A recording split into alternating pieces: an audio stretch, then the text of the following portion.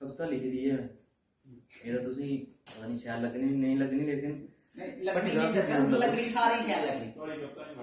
असें किश सुनाना नहीं है तुसें आपको बुझी जाना जब तक खदा तो चलो पर ये थोड़ा नंबर नहीं होना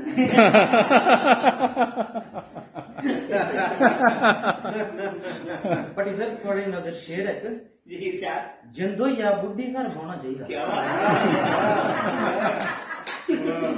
जिंदो या बुढ़ी घर होना चाहिए जिंदो या बुढ़ी घर होना चाहिए बोलेगी मुशर्रफ नहीं होना जिंदो या बुढ़ी घर होना चाहिए बोलेगी मुशर्रफ नहीं होना चाहिए निकला ते जिंदे चा सुआस होंदे ने निकला ते जिंदे चा सुआस होंदे ने उहे कवि गोष्ठी च खास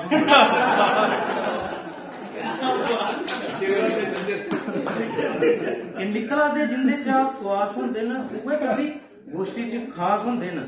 रीति दे रिवाज ये रोना चाहिए बोलनी चाहिए गले दा बदंगड़ो बनाई लेंदे गले दा बदंगड़ो बनाई लेंदे न कंबी कंबी गजलां सुनाई लेंदे गले दा बदंगड़ो क्या बात है गले दा बदंगड़ो बनाई लेंदे न कंबी कंबी गजलां सुनाई लेंदे न बैठे लगे नींदर दा सोना चाहिए बोले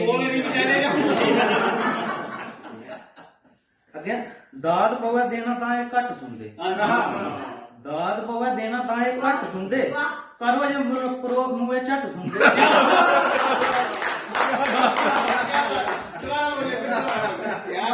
दाद पवे देना तां ये घट सुनदे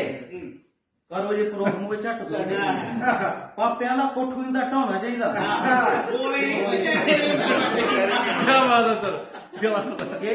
लास्ट एदा लास्ट बंदे इन्हें कदा डोगरी बचाई रखी दी इन्हें कदा डोगरी बचाई रखी थी इंदे सब ब्यास ने खाई रखी थी इन्हें कदा डोगरी बचाई रखी थी इंदे सब ब्यास ने खाई रखी थी मते बाप करी गंगा नहाना चाहिए बोलेंगे क्या बात है।